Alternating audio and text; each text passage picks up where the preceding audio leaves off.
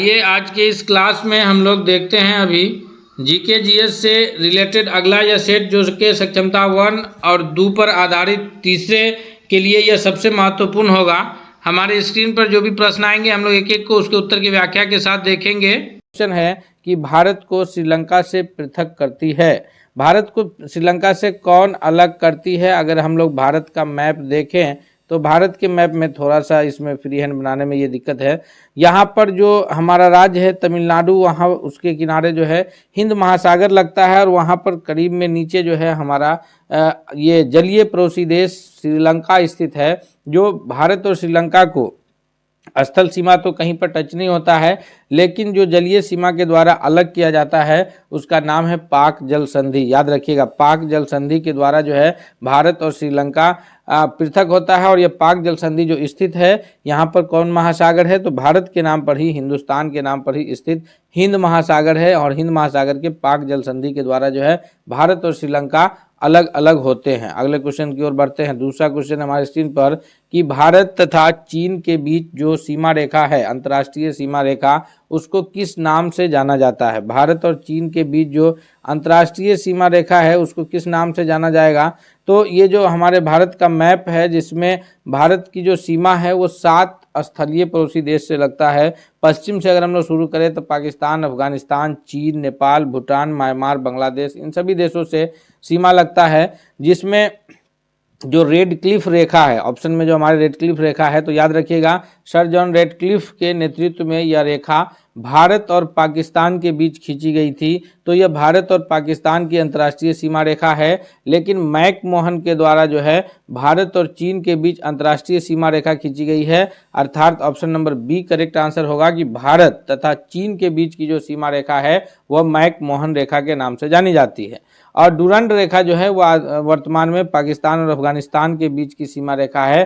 पहले जो भारत में अंग्रेजों का शासन चल रहा था, पूरा जो हमारा ये भारत था, संगठित भारत, तो उस वक्त जो है अंग्रेजों ने डुरंड रेखा खींच करके अफगानिस्तान को अलग किया था। अभी जो इस प्रश्न का दूसरा नंबर क्वेश्चन का जो सही उत्तर है कि भारत तथा चीन के बीच की जो अंतर्राष्ट्रीय सीमा रेखा है वो मैकमोहन लाइन के नाम से जानी जाती है। नेक्स्ट क्वेश्चन है, क्वेश्चन नंबर तीसरा है कि निम्नलिखित में से किस देश के साथ भारत की अंतर्राष्ट्रीय सीमा नहीं लगती है? अंतर्राष्ट्रीय सीमा अर्थात अंतर्राष्ट्रीय स्थलीय सीमा नहीं लगती है।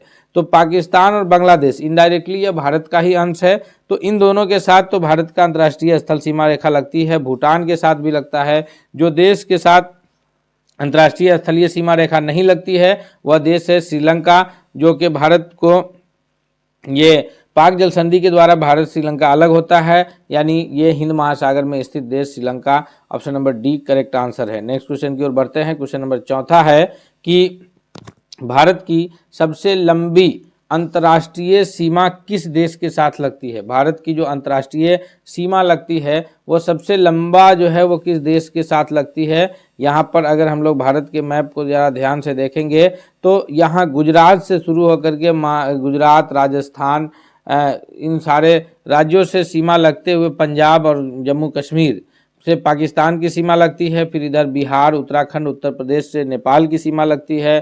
फिर चीन की सीमा जो है लद्दाख में भी लगती है, पीछे सिक्किम में भी लगती है, अरुणाचल प्रदेश में भी लगती है। और बांग्लादेश जिसकी सीमा जो है ये पश्चिम बंगाल और पूर्ववर्ती राज्यों से लगती है। अर्थात जो है ये ऑप्शन नंबर डी जो है वो करेक्ट आंसर होगा कि बांग्लादेश की सीमा जो है हमारे सबसे लंबी अंतर्राष्ट्रीय सीमा रेखा वाला देश है। यानी जो पश्चिम बंगाल राज्य है, इधर असम राज्य है, इन सारे राज्यों से जो है बांग्लादेश की सीमा लगती है। अगले सवाल की ओर बढ़ते हैं। तो सबसे लंबी जो तटीय सीमा रेखा लगती है, अंतर्राष्ट्रीय सीमा रेखा, वह बांग्लादेश की लगती है, जो कि बंगाल की खाड़ी में स्थित है। बांग्लादेश पहले पूर्वी बंगाल हुआ करता था, बाद में पूर्वी पाकिस्तान बना। लेकिन 1971 में शेख मुजीबुर रहमान वहाँ के एक लीडर हुए और उन्होंने जो है पूर्वी पाकिस्तान से बांग्लादेश पृथक किया था, अलग किया था। अगला सवाल है, क्वेश्चन नंबर 5 है कि गारो, खासी और जयंतियाँ पहाड़िया संरचना एवं उत्पत्ति की दृष्टि से निम्नलिखित में से किसका भाग है? ये जो जयंती है, गारो पहाड़ी है, गारो खासी और जयंतिया के नाम से जो पहाड़ी हैं यह पूर्वोत्तर हिमालय का पहाड़ी भाग है। अर्थात इसका जो 5वां नंबर प्रश्न है उसका सही उत्तर ऑप्शन नंबर बी के रूप में जाना जाएगा। नेक्स्ट क्वेश्चन है, क्वेश्चन नंबर 6 है कि कोंकण तट जो तटीय इलाका है भारत के अन्य राज्यों का, इसमें जो है इधर केरल, कर्नाटक, तमिलनाडु, आंध्र प्रदेश, उड़ीसा, गोवा, इन सारे राज्यों से जो है वो भारत के जो सारे राज्य हैं ये तटीय प्रदेश हैं, यानी इसके बाद जो है भारत की स्थिति समुद्र से लगती है। तो कोंकण तट जो नाम है वो कहाँ से कहाँ तक का क्षेत्र है? कोंकण तट जो क्षेत्र है वह है ऑप्शन नंबर सी, यानी गोवा से दमन तक के क्षेत्र को जो है वह कोंकण तट के नाम से जानते हैं। नेक्स्ट क्वेश्चन की ओर चलते हैं। क्वेश्चन नंबर 7 है कि लक्षद्वीप समूह स्थित है। लक्षद्वीप जो है यह भारत के कौन से, भारत 3 ओर से जो है यह घिरती है। भारत की जो स्थिति है वो 3 ओर से तटीय प्रदेश है, यानी 3 ओर से समुद्र से घिरती है। पश्चिम में अरबियन सागर है, यहाँ पर जो है सबसे दक्षिण में हिंद महासागर है और इस इलाके में जो है बे ऑफ बंगाल है, यानी बंगाल की खाड़ी है। तो भारत का जो लक्षद्वीप है या द्वीप समूह जो है यह यहाँ जो अरबियन सागर में यानी अरब सागर में स्थित है। अर्थात 7वां नंबर प्रश्न के लिए जो सबसे सही उत्तर होगा कि लक्षद्वीप जो है वो अरब सागर में स्थित ये द्वीप समूह है। अगला क्वेश्चन है, क्वेश्चन नंबर 8 है कि निम्नलिखित में से कौन सी नदी की लंबाई का सबसे अवरोही क्रम है, यानी घटते क्रम में कौन सी नदियों की लंबाई है। भारत में प्रवाहित होने वाली नदियों का हम एक अलग सीरीज बनाए हैं, वो भी हम आप लोगों से शेयर कर देंगे, कमेंट में ही उसका लिंक आपको मिल जाएगा। भारत की कौन सी नदियां कहां से बहती है और वो कहां जाकर के गिरती है, ये सारी जानकारी डिटेल्स में उसमें दिया गया है, तो आप उस वीडियो से भी नदियों के बारे में जो जानकारी है वो प्राप्त कर सकते हैं। क्वेश्चन है 8वां कि भारत की जो नदियां हैं इसका अवरोही क्रम कौन सा है। तो भारत की नदियों का जो सबसे सही अवरोही क्रम होगा कि तो सबसे लंबी नदी ब्रह्मपुत्र, फिर गंगा, फिर गोदावरी, फिर नर्मदा, यानी ऑप्शन नंबर ए जो है वो नदियों के अवरोही क्रम में ए सबसे करेक्ट आंसर होगा। नेक्स्ट क्वेश्चन है, क्वेश्चन की गंगा नदी को बांग्लादेश में किस नाम से जाना जाता है। गंगा नदी जो सबसे पवित्र नदी के रूप में जानी जाती है, इसका उद्गम स्थल जो है यह 2 प्रमुख नदी भागीरथी और अलकनंदा के संयुक्त धारा से होता है और यह उत्तराखंड में जो है भारत में प्रवेश करती है और ये गंगोत्री से निकलती है गोमुख स्थान से और फिर जो है यह उत्तराखंड के बाद उत्तर प्रदेश, बिहार होते हुए पश्चिम बंगाल में एंट्री करती है। पश्चिम बंगाल के बाद जो है यह बांग्लादेश से बहते हुए बंगाल की खाड़ी में जाकर के गिरती है। तो बांग्लादेश में जो है गंगा नदी को पद्मा के नाम से जाना जाता है। याद रखिएगा ऑप्शन नंबर ए जो है सबसे सही उत्तर होगा 9वां नंबर क्वेश्चन के लिए कि बांग्लादेश में गंगा नदी को पद्मा के नाम से जाना जाता है। क्वेश्चन नंबर 10 है कि सुंदरवन डेल्टा कौन सी नदी बनाती है। तो सुंदरवन डेल्टा जो है जहाँ पर गंगा और ये ब्रह्मपुत्र की जो संयुक्त धारा है बंगाल की खाड़ी में जब गिरती है उसके मुहाने पर बनता है सुंदरवन डेल्टा और सुंदरी वृक्ष के कारण जो है उसका नाम सुंदरवन डेल्टा पड़ा है, ये भी याद रखिएगा। यानी ऑप्शन नंबर सी सही उत्तर होगा कि गंगा और ब्रह्मपुत्र की जो संयुक्त धारा बंगाल की खाड़ी में गिरती है और मुहाने पर जो है सुंदरवन डेल्टा का निर्माण करती है। क्वेश्चन नंबर 11 है कि निम्न में से कौन यौगिक है। यानी अब हम लोग जो है भूगोल के बाद जो प्रश्न आया हमारे पास वो विज्ञान से रिलेटेड प्रश्न है। हम आपसे रिक्वेस्ट करेंगे कि अगर आपको पसंद आ रहा है तो दोस्तों के बीच शेयर कीजिए। वीडियो को अब तक लाइक नहीं किए हैं तो प्लीज़ आप वीडियो को लाइक कर लीजिए तथा दोस्तों अगर आप चैनल पर नए हैं तो चैनल को जरूर सब्सक्राइब कर लीजिए ताकि कोई भी वीडियो आए तो सबसे पहले अपडेट आप तक पहुंचे। 11वां नंबर प्रश्न है कि यौगिक कौन सा है। तो यौगिक जो है पारा, यह जो मरकरी है ये तत्व है। ओजोन ये भी ऑक्सीजन का ही ये अणु है लेकिन ये यौगिक नहीं है, वायु मिश्रण है। अमोनिया जो है जिसका सूत्र होता है NH3 यह यौगिक की श्रेणी में आएगा, अर्थात ऑप्शन नंबर डी जो है करेक्ट आंसर है। क्वेश्चन नंबर 12 है कि 2 या 2 से अधिक शुद्ध पदार्थों के मात्रा के विचार से निश्चित अनुपात में संयोग करने से पदार्थ कौन सा बनता है। तो 2 या 2 से अधिक शुद्ध पदार्थों का, शुद्ध पदार्थ अर्थात तत्व कह सकते हैं हम लोग, शुद्ध पदार्थ में तत्व कह सकते हैं कि 2 या 2 से अधिक शुद्ध पदार्थ तत्वों को एक मात्रा के विचार से निश्चित अनुपात में मिलाने से जो पदार्थ का निर्माण होता है उसको यौगिक के नाम से जाना जाता है। और मिश्रण जो है वो किसी भी अनुपात में मिक्स होता है और तत्व जो है वो पदार्थ का सबसे शुद्ध रूप होता है। 3 रूप में रासायनिक रूप से पदार्थ को 3 रूप में बांटा गया है, तत्व, यौगिक, मिश्रण। तो तत्व सबसे शुद्ध रूप हुआ, यौगिक 2 या 2 से अधिक पदार्थों का निश्चित अनुपात में मिश्रण हुआ और मिश्रण जो है कोई उसका निश्चित अनुपात नहीं है वो मिश्रण कहलाएगा। नेक्स्ट क्वेश्चन है, क्वेश्चन नंबर 13 है कि ऐसे तत्व जिनमें धातु और अधातु दोनों के गुण पाए जाते हैं वह क्या कहलाता है। उसको आदर्श धातु कहेंगे या उपधातु या मिश्र धातु या धातुमल। तो ध्यान रखिएगा, मेन कन्फ्यूजन जो है वो बी और सी में होगा कि उसको उपधातु कहेंगे या मिश्र धातु कहेंगे, जिसमें धातु का भी गुण हो और अधातु का भी गुण हो, यानी मेटल्स भी हो और नॉन मेटल दोनों का गुण हो। रूम टेम्परेचर पर वो नॉन मेटल की तरह रहता है, अधातु की तरह रहता है, लेकिन जैसे ही ताप उसका बढ़ाते हैं तो वह धातु की तरह काम करने लगता है, जिसका उदाहरण है सिलिकॉन, जर्मेनियम, ये सब जो है उदाहरण है। तो इसको उपधातु के नाम से जाना जाता है। उपधातु जो है सिलिकॉन और जर्मेनियम, याद रखिएगा SI उसका ये है और जर्मेनियम का GE है, ये सब उपधातु है। ये रूम टेम्परेचर पर, कमरे के ताप पर धातु की तरह रहता है, उसके बाद अधातु की तरह अधातु की तरह रहता है, तापमान बढ़ाने पर धातु की तरह बिहेव करता है। मिश्र धातु जो है दो या अधिक धातु को मिलाने से बनता है, इसलिए मिश्र धातु नहीं कहेंगे, उपधातु कहेंगे। अगले क्वेश्चन की ओर बढ़ते हैं, नेक्स्ट क्वेश्चन देखते हैं। क्वेश्चन नंबर 14 है कि वह कौन सी धातु विद्युत की कुचालक है। धातु है लेकिन विद्युत का कुचालक है। जितनी भी धातु है सामान्यतः वो विद्युत का सुचालक होता है, यानी उससे होकर के विद्युत धारा प्रवाहित करती है। जो भी हमारा तार है, एल्युमिनियम का, ये कॉपर का, ये सभी विद्युत का सुचालक है, लेकिन जो धातु विद्युत का कुचालक है वो ऑप्शन नंबर सी है, लेड है।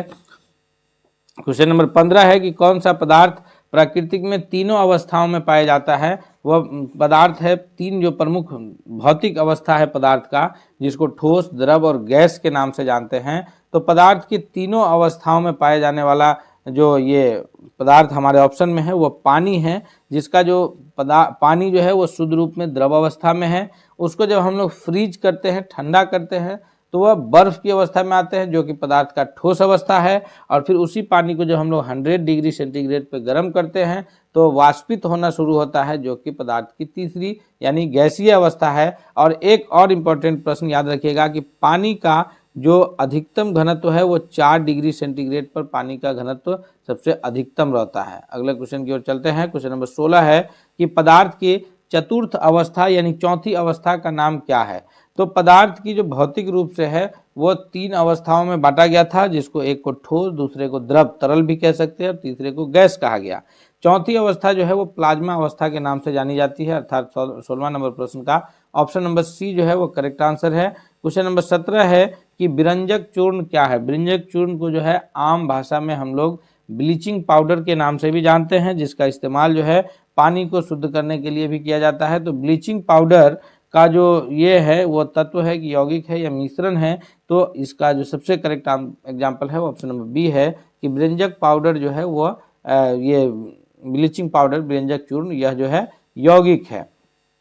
नेक्स्ट क्वेश्चन, क्वेश्चन नंबर 18 है कि परमाणु के नाभिक में कौन कौन से कण पाए जाते हैं। परमाणु जो भी होता है, परमाणु के नाभिक में, नाभिक यानी न्यूक्लियस जो बीच में होता है, इसमें प्रोटॉन प्लस न्यूट्रॉन पाए जाते हैं और इसकी कक्षा में जो है इलेक्ट्रॉन चक्कर काटता रहता है। अर्थात नाभिक के कण पूछ रहे हैं। परमाणु में 3 कण होते हैं, ई से इलेक्ट्रॉन, पी से प्रोटॉन और एन से न्यूट्रॉन। इलेक्ट्रॉन, प्रोटॉन और न्यूट्रॉन, ये प्रोटॉन और न्यूट्रॉन जो है ये नाभिक में होता है, अर्थात 18 का ऑप्शन नंबर ए जो है वो सबसे करेक्ट आंसर होगा। नेक्स्ट क्वेश्चन की ओर चलते हैं। क्वेश्चन नंबर 19 है, 19वां नंबर प्रश्न क्या कह रहा है कि निम्नलिखित में से कौन सा आवेश रहित कण है। तो ये जो परमाणु में 3 कण होते हैं ना, इलेक्ट्रॉन, प्रोटॉन और न्यूट्रॉन, उसमें से इलेक्ट्रॉन पर जो है वो निगेटिव चार्ज होता है और प्रोटॉन पर जो है वो पॉजिटिव चार्ज होता है। याद रखिएगा, प्रोटॉन पर पॉजिटिव, इलेक्ट्रॉन पर निगेटिव और न्यूट्रॉन पर कोई चार्ज नहीं होता है, नो चार्ज। इसलिए ऑप्शन नंबर सी जो है वो सबसे सही उत्तर है 19वां नंबर प्रश्न के लिए। क्वेश्चन नंबर 20 है कि इलेक्ट्रॉन की खोज किसने किया। तो ये जो 3 कण हैं परमाणु के, इसमें 3 कण का याद रखिए। इलेक्ट्रॉन की खोज करने वाले हैं जे थॉमसन हैं, प्रोटॉन की खोज करने वाले गोल्डस्टीन है, याद रखिएगा, और न्यूट्रॉन की खोज करने वाले जो हैं वह ये जेम्स चैडविक हैं, याद रखिएगा तीनों कण। तो ऑप्शन नंबर ए जो है वो करेक्ट आंसर है कि इलेक्ट्रॉन की खोज पूछा जा रहा है थॉमसन, प्रोटॉन की पूछेगा तो गोल्डस्टीन, न्यूट्रॉन की पूछेगा तो जेम्स चैडविक। अगले क्वेश्चन की ओर बढ़ते हैं। नेक्स्ट क्वेश्चन जो है, अब हमारा जो प्रश्न है वो इतिहास से रिलेटेड प्रश्न है। हम आपसे फिर एक बार रिक्वेस्ट करते हैं कि अगर आप अब तक इस वीडियो को लाइक नहीं किए हैं तो प्लीज़ आप लाइक करके दोस्तों के बीच इस वीडियो को शेयर कीजिए, ताकि सभी लोग इसकी बेहतर तैयारी कर सके। और अगर आप चैनल पर नए हैं तो प्लीज़ चैनल को जरूर सब्सक्राइब कर लीजिए। कह रहा है कि सिंधु घाटी सभ्यता कहाँ तक विस्तृत थी। सिंधु घाटी सभ्यता का जो विस्तार है वह पंजाब, राजस्थान, गुजरात, उत्तर प्रदेश, हरियाणा, सिंध और बलूचिस्तान, इन सभी जगहों पर इसका जो है विस्तार रहा है। सभी स्थल के बारे में जो डिटेल्स जानकारी है उसका भी अलग वीडियो हमारे पास उपलब्ध है। बल्कि सिंधु घाटी सभ्यता पर हमने 100 प्रश्नों का एक महत्वपूर्ण 100 प्रश्नों का सेट भी चलाया है, जो भी इसी चैनल पर मौजूद है, आप उसे भी देख सकते हैं। उसका भी लिंक हम इसके डिस्क्रिप्शन में मौजूद है। क्वेश्चन नंबर 21 है, वह है ऑप्शन नंबर डी हो जाएगा, यानी कि पंजाब, राजस्थान, गुजरात, उत्तर प्रदेश, हरियाणा, सिंध और बलूचिस्तान, इन सभी जगहों पर सिंधु घाटी सभ्यता विस्तृत रही है। अगला है क्वेश्चन नंबर 22 है कि सिंधु घाटी स्थल कालीबंगन किस प्रदेश में है। कालीबंगन जो है, जिसका अर्थ होता है काले रंग की चूड़ियाँ, यह जो स्थल मौजूद है 22वां नंबर प्रश्न का जो सबसे करेक्ट आंसर है वह कौन है, तो इसका जो सबसे सही उत्तर है वह है ऑप्शन नंबर ए। यह भारत के राजस्थान राज्य में स्थित है। सिंधु घाटी स्थल कालीबंगन जो है वह राजस्थान राज्य में स्थित है। क्वेश्चन नंबर 23 है कि हड़प्पा सभ्यता किस युग की सभ्यता थी, यानी हड़प्पा सभ्यता में वो नवपाषाण युग है, यानी लोग उस वक्त पत्थर के निर्मित वस्तुओं का इस्तेमाल करते थे, या लौह युग है, लोहा का इस्तेमाल करते थे, या कांस्य युगीन सभ्यता है। तो हड़प्पा सभ्यता जो है वो कांस्य युगीन सभ्यता है, अर्थात ऑप्शन नंबर ए जो है इसका सबसे सही उत्तर है। क्वेश्चन नंबर 24 है कि सिंधु घाटी सभ्यता के लोगों का मुख्य व्यवसाय क्या था। मुख्य व्यवसाय जो है उस वक्त व्यापार करना था, या पशुपालन था, या शिकार, या कृषि। तो अगर इस पर ध्यान दीजिएगा तो सिंधु घाटी सभ्यता के लोगों का जो ये है वह व्यापार करना उस वक्त का मुख्य व्यवसाय। सिंधु सभ्यता का पत्तन नगर यानी बंदरगाह नगर कौन सा था। तो सिंधु घाटी सभ्यता के प्रमुख नगरों पर जब हम लोग डिटेल्स में पढ़ते हैं तो पता ये चलता है कि सिंधु घाटी सभ्यता का जो प्रमुख बंदरगाह नगर है वह लोथल है, जो कि स्थित कहाँ है, तो यह भारत के गुजरात राज्य में स्थित है, जो भोगवा नदी के किनारे स्थित है। कहाँ स्थित है, तो गुजरात राज्य में भोगवा नदी के किनारे, अर्थात 25वां नंबर प्रश्न का जो सबसे सही उत्तर है वो ऑप्शन नंबर बी है कि लोथल जो है वो सिंधु घाटी सभ्यता का प्रमुख बंदरगाह नगर है। क्वेश्चन नंबर 26 है कि जैन परंपरा के अनुसार जैन धर्म में कुल कितने तीर्थकार हुए हैं। तो जैन परंपरा के अनुसार जो है जैन धर्म में जितने तीर्थकार हुए हैं उनकी संख्या जो है वह 24 है। तीर्थकारों की संख्या कितनी है, 24 है। प्रथम तीर्थकार जो है वो ऋषभ देव के नाम से जाने जाते हैं, और 23वें तीर्थकार जो है वो पाशुरनाथ है, और 24 एवं अंतिम तीर्थकार जो हुए हैं वह महावीर हुए हैं। स्वामी महावीर जो है वो 24 और अंतिम तीर्थकार के रूप में जाने जाते हैं। क्वेश्चन नंबर 27 है कि किस शासक ने बौद्ध के लिए विख्यात विक्रमशिला विश्वविद्यालय की स्थापना की थी। विक्रमशिला विश्वविद्यालय जो है वो आधुनिक भारत के ये अपने बिहार के ये आधुनिक बिहार के जो है विक्रमशिला विश्वविद्यालय भागलपुर जिले में स्थित था, और इसकी जो स्थापना है वह धर्मपाल के द्वारा किया गया था, अर्थात ऑप्शन नंबर डी याद रखिएगा। दो प्रश्न इससे बन सकते हैं कि विक्रमशिला विश्वविद्यालय वर्तमान में वह कौन सा जिला इससे संबंधित है, तो वह जो है ये भागलपुर जिला संबंधित है। और भागलपुर का एक और इतिहास है कि भागलपुर जो है वो रेशम के उत्पादन के लिए प्रमुख रूप से भी जाना जाता है। नेक्स्ट क्वेश्चन है क्वेश्चन नंबर 28 है कि किसके द्वारा तृतीय बौद्ध संगीति को संरक्षण प्रदान किया गया था। 4 प्रमुख बौद्ध संगीतियाँ हुआ है, याद रखिएगा 4 बौद्ध संगीति हुआ है। पहला हुआ था राजगीर में, दूसरा हुआ था वी से वैशाली में, तीसरा हुआ था पटना में, और चौथा हुआ था कुंडलवन कश्मीर में।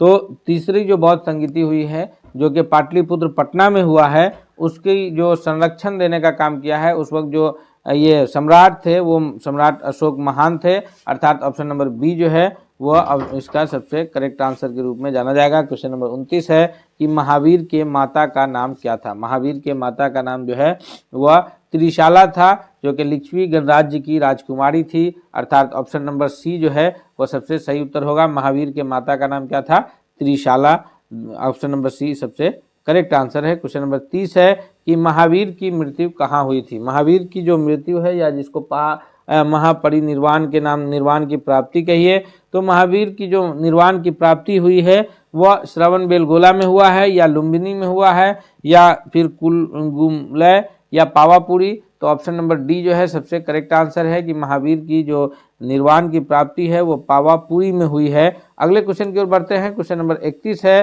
कि भारतीय राष्ट्रीय कांग्रेस की सबसे पहली महिला अध्यक्ष कौन थी। भारतीय राष्ट्रीय कांग्रेस की जो पहली महिला अध्यक्ष के रूप में जाना जाता है नाम, वह एनी बेसेंट का जाना जाता है। थोड़ा सा भारतीय राष्ट्रीय कांग्रेस का भी इतिहास याद रखिए कि 1885 ईस्वी में इसकी स्थापना हुई थी। WC बनर्जी यानी व्योमेश चंद्र बनर्जी जो है इसके प्रथम अध्यक्ष थे। एओ ह्यूम को जो है संस्थापक, एलन ऑक्टेवियन ह्यूम, एओ ह्यूम को संस्थापक के रूप में जाने जाते हैं और इसकी स्थापना मुंबई में किया गया था। उसके बाद जो है फिर अलग अलग जगहों पर पूरा इसका अधिवेशन होता है और अलग अलग लोगों के द्वारा अध्यक्षता की जाती है। और इसका जो है पहली महिला अध्यक्ष है वो एनी बेसेंट है और प्रथम भारतीय महिला अध्यक्ष जो है वो सरोजिनी नायडू के रूप में जानी जाती है। कौन? प्रथम भारतीय महिला अध्यक्ष सरोजिनी नायडू और प्रथम महिला अध्यक्ष एनी बेसेंट है। क्वेश्चन नंबर 32 है कि वर्ष 1905 में बंगाल विभाजन के समय वायसराय कौन थे? तो वर्ष 1905 में जब बंगाल को विभाजित किया गया पूर्वी बंगाल और पश्चिमी बंगाल के रूप में, पूर्वी और पश्चिमी बंगाल, पश्चिम बंगाल आज भी हमारा पश्चिम बंगाल के रूप में उपस्थित है। उस वक्त पश्चिम बंगाल का ही हिस्सा हुआ करता था बिहार, झारखंड और उड़ीसा, ये सारे राज्य जो है पश्चिम बंगाल के हिस्सा हुआ करता था। और पूर्वी बंगाल में जो है बांग्लादेश, जो आधुनिक बांग्लादेश है और असम है, ये क्षेत्र पूर्वी बंगाल के अंतर्गत आते थे। इसका जो है बेसिकली इसको जो है वो धार्मिक आधार पर बांटा गया था, लेकिन प्रशासन की दिक्कत को का नाम देकर के इन्होंने बांटा था। वायसराय थे Lord Curzon, option number A के रूप में जाना जाता है। अगले क्वेश्चन के रूप में आगे बढ़ते हैं। क्वेश्चन नंबर 33 है कि गदर पार्टी के प्रमुख नेता कौन थे? तो गदर पार्टी की स्थापना 1913 में किया गया था। इसके जो प्रमुख नेता के रूप में नाम आता है वो लाला हरदयाल का, ऑप्शन नंबर बी जो है सबसे करेक्ट आंसर है 33वां नंबर क्वेश्चन के लिए। क्वेश्चन नंबर 34 है कि स्वराज मेरा जन्मसिद्ध अधिकार है और मैं लेकर रहूंगा, यह किसने कहा था? यह कथन जो है किसका है?